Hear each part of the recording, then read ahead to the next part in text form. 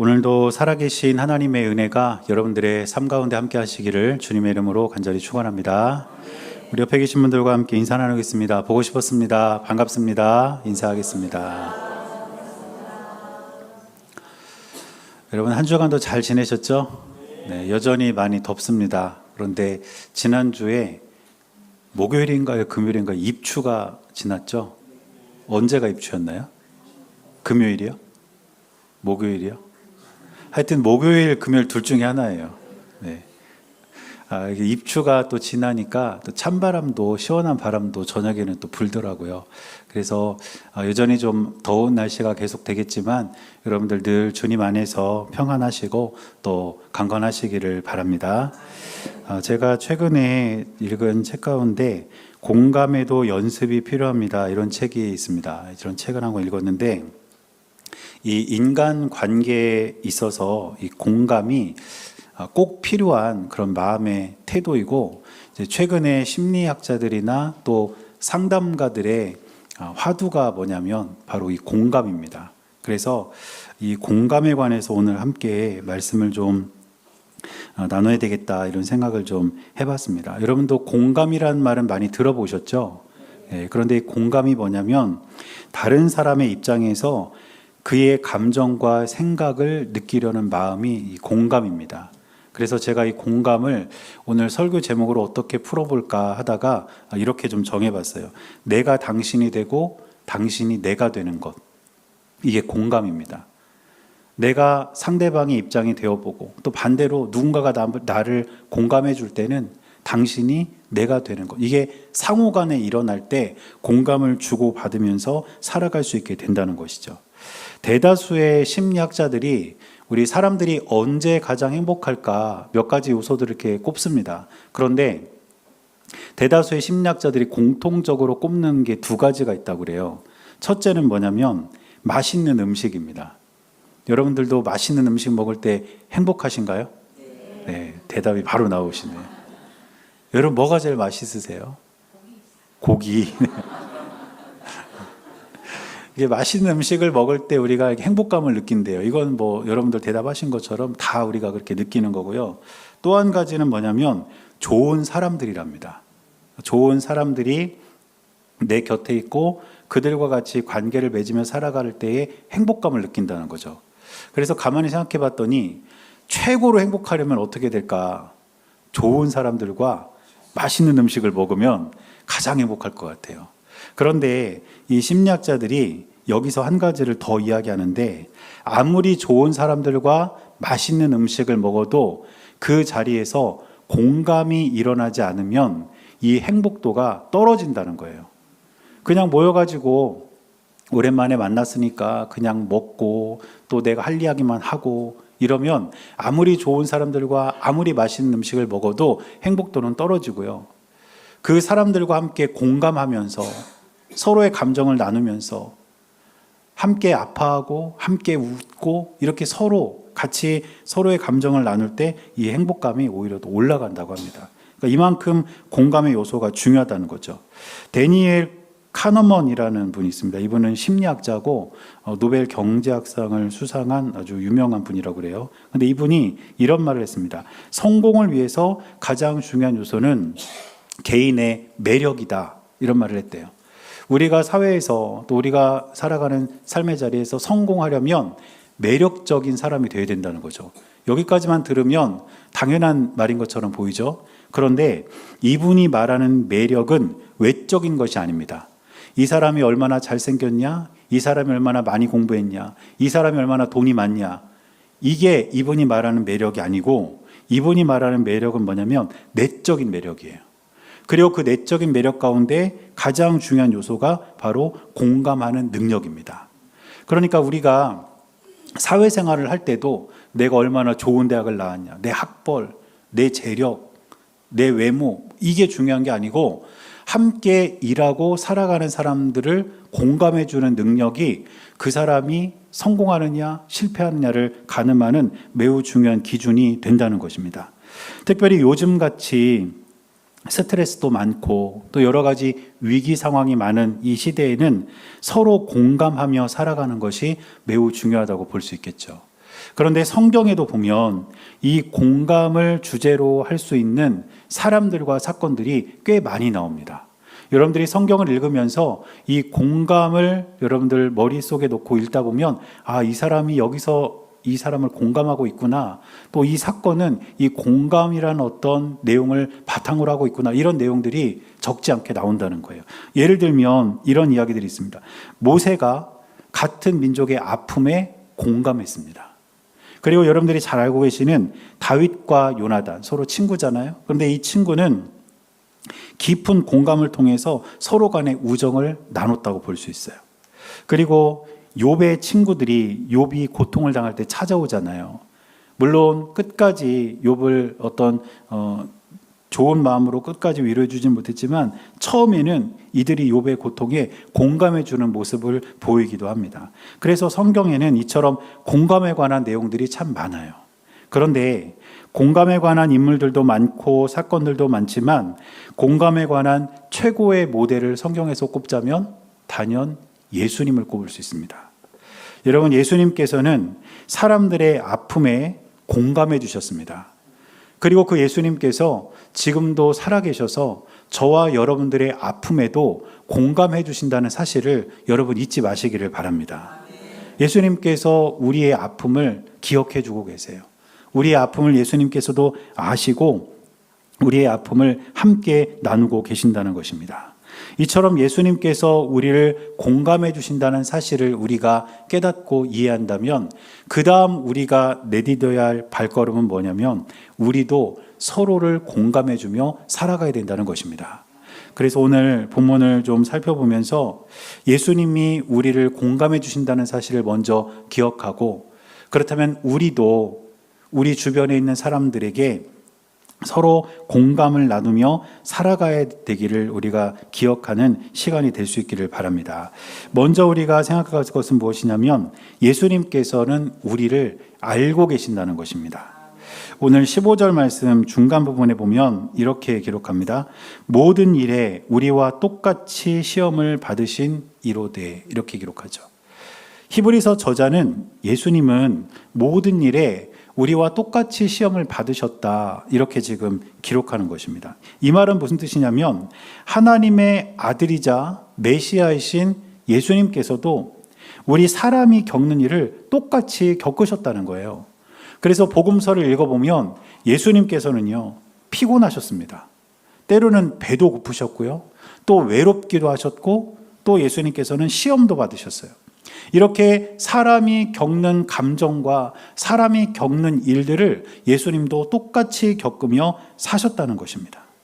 우리의 감정, 때로는 우리의 아픔, 우리의 상황, 이런 것을 예수님께서 똑같이 경험하셨다는 뜻이죠.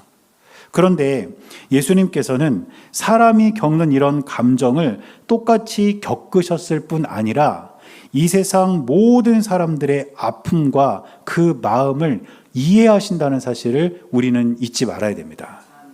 누가복음 2장 7절을 보면 이런 말씀이 있습니다. 첫 아들을 낳아 강보로 싸서 구유에 뉘었으니 이는 여관에 있을 곳이 없음이러라.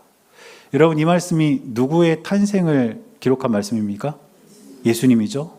그런데 여기를 보면 예수님은 마국간에서 태어나셨고요, 예수님께서 가장 먼저 누운 자리가 말구유였습니다.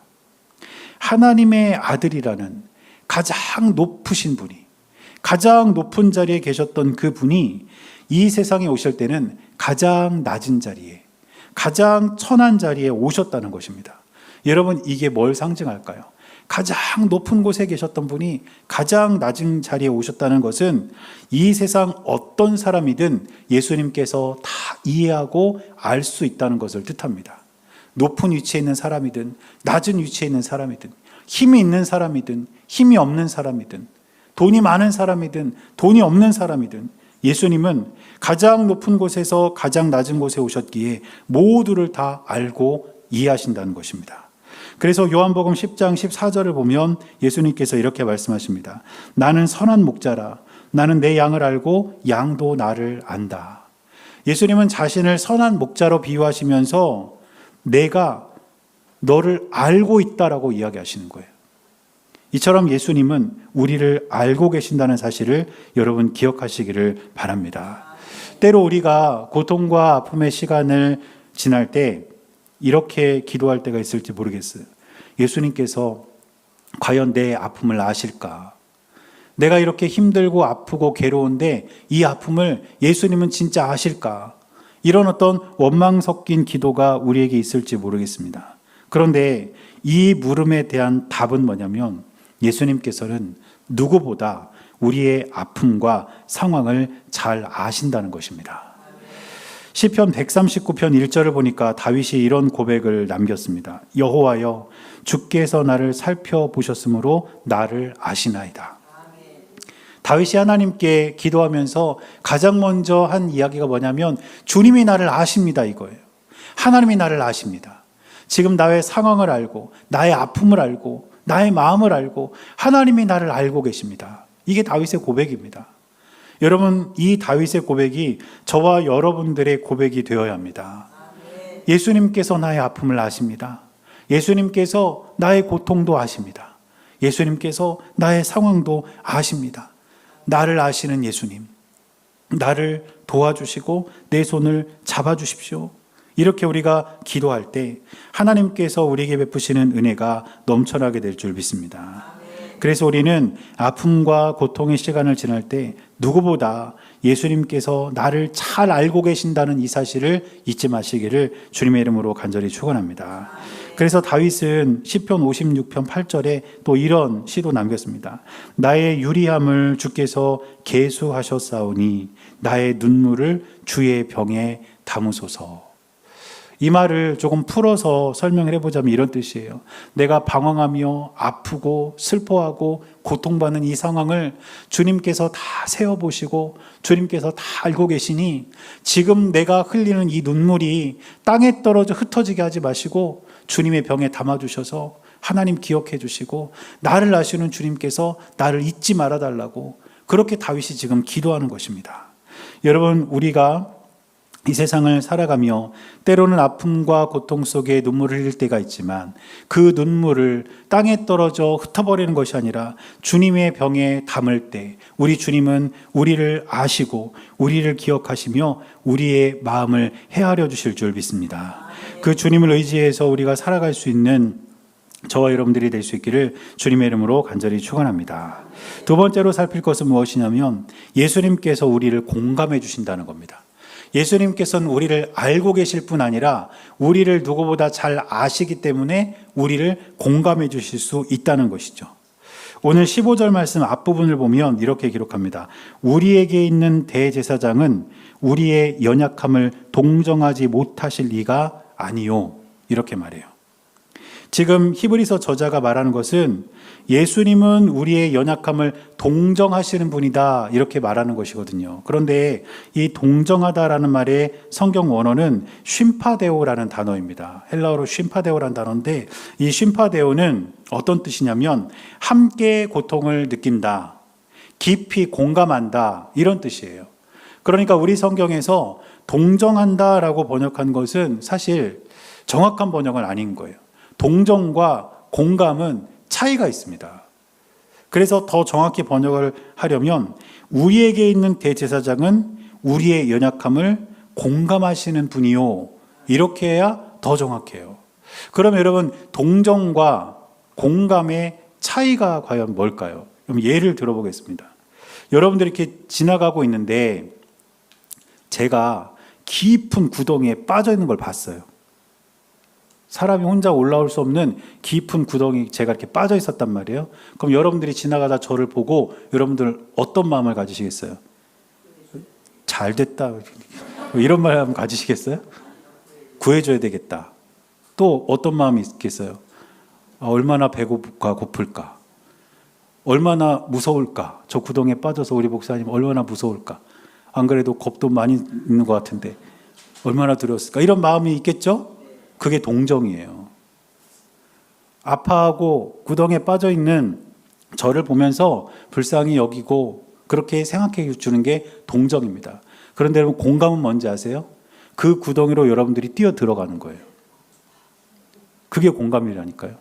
그 구덩이로 뛰어 들어가서 제가 느꼈던 두려움, 제가 느꼈던 배고픔, 제가 느꼈던 걱정, 이거를 여러분들이 같이 공유하는 것이 공감입니다. 그러니까 동정과 공감의 차이를 좀 이해가 되시겠어요? 이게 공감이란 말이에요. 여러분, 그런데 예수님께서 우리를 공감하신다 했을 때 예수님께서 우리를 공감하시는 방법이 바로 이 구덩이에 뛰어 들어오신 거거든요. 빌립보서 2장 6절에서 8절까지 말씀을 보면 이런 말씀이 있습니다. 제가 세번역 성경을 한번 읽어드릴게요. 좀 이해를 쉽게 하기 위해서 세번역 성경을 한번 읽어보겠습니다.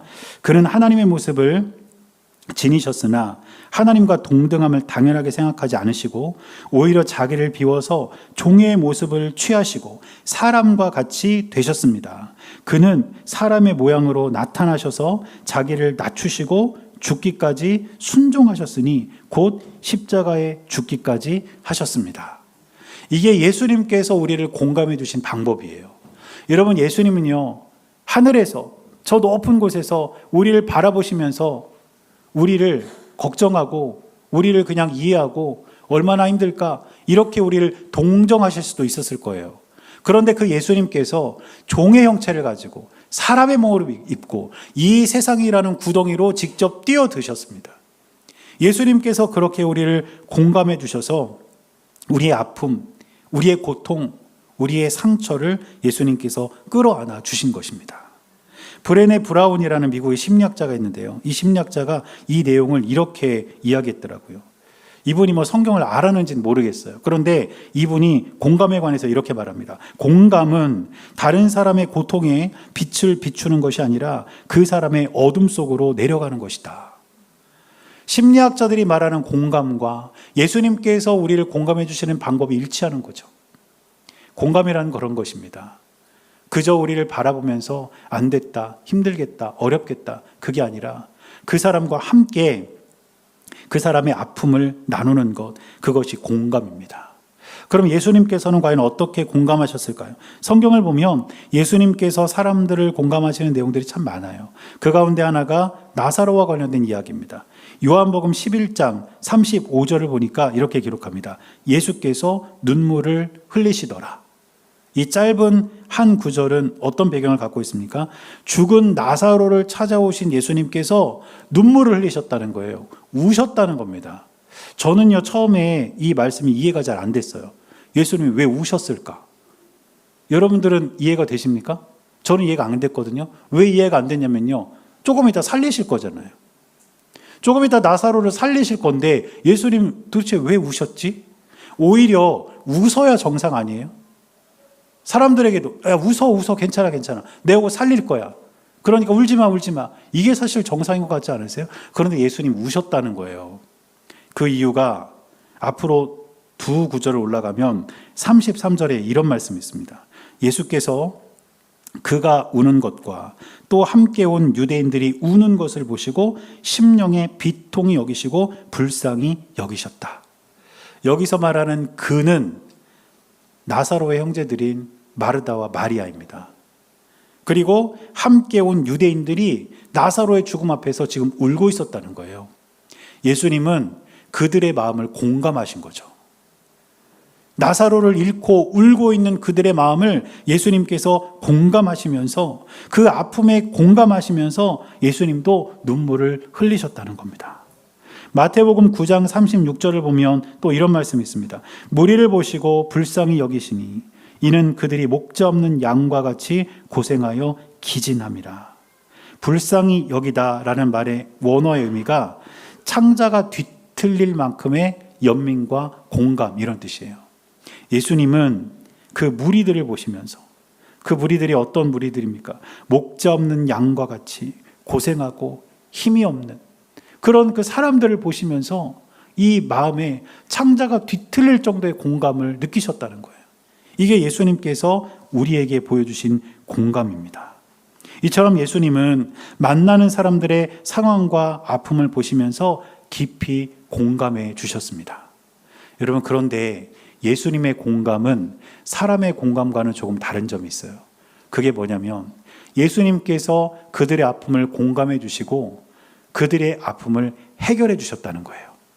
나사로의 죽음 앞에서 눈물을 흘리며 공감하셨지만 나사로를 살려주셨고요. 사람들이 불쌍한 모습을 보면서 공감하셨지만 그들의 질병을 고쳐주셨고 그들의 먹을거리를 해결해 주셨습니다. 여러분, 우리가 예수님께서 우리를 공감하신다는 사실을 깨닫는다면 우리의 이 아픈 마음과 상황을 예수님께서 해결해 주실 수 있다는 믿음을 가지시기를 바랍니다. 그러기 위해서는 우리가 어떻게 해야 할까요? 예수님께로 나아가야 되겠죠. 그래서 오늘 16절을 보니까 이렇게 기록합니다. 그러므로 우리는 긍휼하심을 받고 때를 따라 돕는 은혜를 얻기 위하여 은혜의 보좌 앞에 담대히 나아갈 것이니라. 여러분들을 공감하시고 여러분들을 이해하시는 예수님께로 나아가시기를 바랍니다. 그 나아가는 것이 무엇입니까? 예배의 자리로 나아가는 거예요. 이 자리에 나와서 예수님을 향해서, 우리 주님을 향해서 찬양하고 기도하고 함께 말씀을 나누며 주님께로 나아갈 때 예수님께서는 우리의 아픔을 깊이 공감하실 뿐 아니라 우리가 아파하는 그 일들을 해결해 주시고 우리의 상황을 하나님께서 인도해 주실 줄 믿습니다. 이제 이 사실까지를 우리가 기억하고 안다면 마지막으로 우리가 행동해야 될 것이 하나 있습니다. 그게 뭐냐면 우리도 공감하면서 살아가야 된다는 것이죠. 예수님께서 우리의 아픔을 아시고 우리를 공감해 주신다면 이제 우리도 서로 그렇게 공감해 주면서 살아가야 된다는 것입니다. 서로 공감해 주는 공동체에 관해서 가장 잘 설명한 성경 말씀이 있다면 로마서 12장 15절입니다. 이렇게 기록합니다. 즐거워하는 자들과 함께 즐거워하고 우는 자들과 함께 울라. 이게 공감하는 공동체의 본질이에요. 함께 즐거워하고 함께 우는 공동체, 이게 공감하는 공동체입니다. 여기서 공감의 핵심적인 단어가 있습니다. 그게 뭐냐면 함께라는 단어죠. 여러분, 우리 기뻐하는 교회는 우리가 함께 울고 함께 웃는 공감 공동체가 될 수 있기를 바랍니다. 그리고 우리가 서로 공감하며 살아가기 위해서는 방법을 알아야 되겠죠. 몇 가지를 좀 설명하면서 마무리를 하려고 하는데, 우리가 서로 공감하기 위해서는 주의해야 하는 것이 있습니다. 첫 번째로 주의할 게 뭐냐면 상대방에게 나의 경험담을 늘어놓아서는 안 된다는 거예요. 내 경험담을 막 늘어놓으면서 상대방을 설득하거나 설명하면 안 되고 그 상대방의 마음을 있는 그대로 받아주는 게 공감입니다.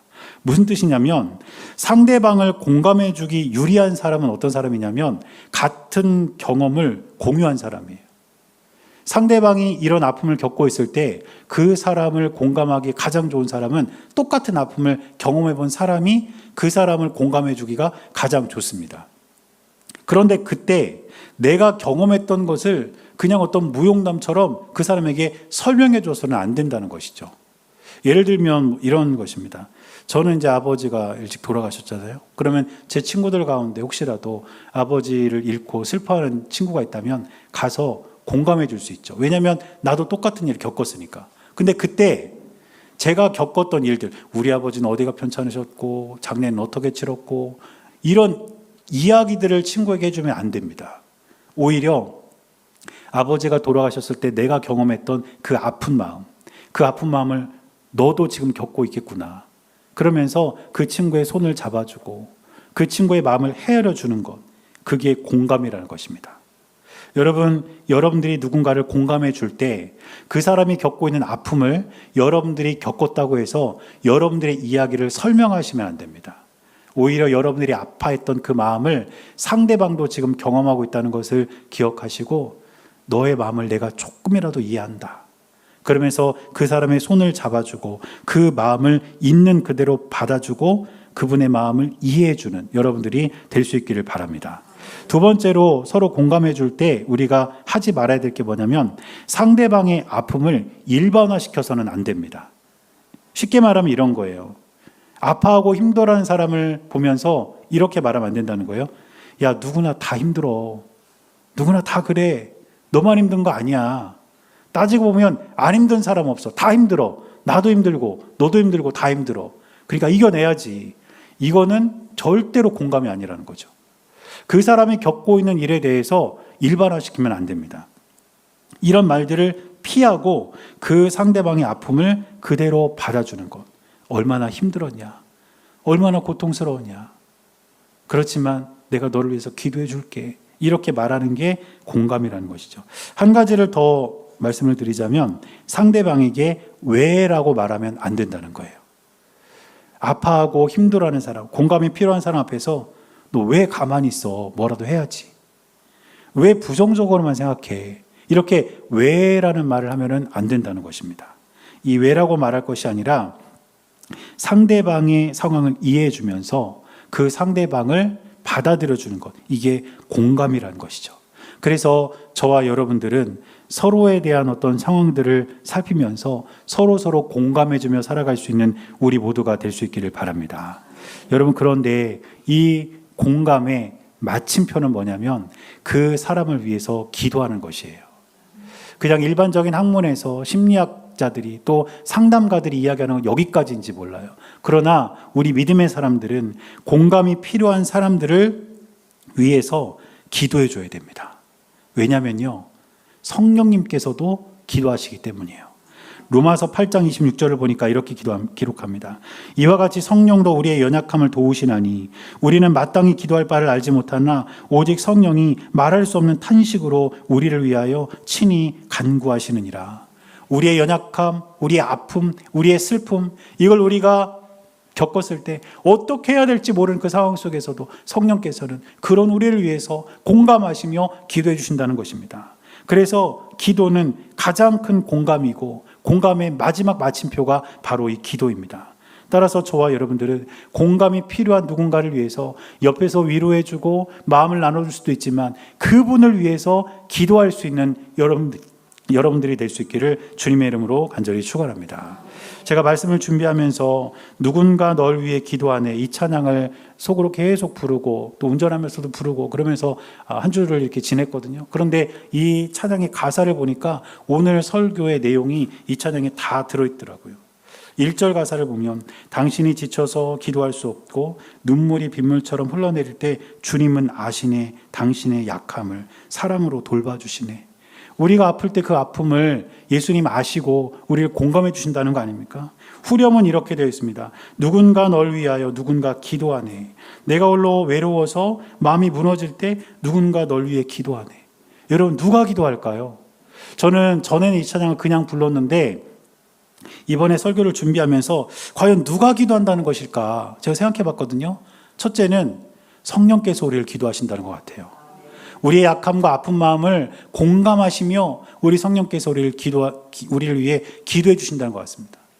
그리고 또 한 가지는요, 그렇게 아파하고 슬퍼하는 사람들을 위해서 누군가가, 내가 누군가를 위해서, 나를 위해 누군가가 기도하고 있다고 그렇게 생각했습니다. 오늘 우리 이 찬양을 함께 부르면서 봉헌할 텐데요, 여러분, 오늘 이 찬양의 가사가 우리의 고백이 될 수 있기를 바라고, 또 하나님께서 여러분들을 공감해 주시고 여러분들을 이해해 주시는 그 마음을 여러분들이 기억하시기를 바랍니다. 우리 함께 찬양하겠습니다.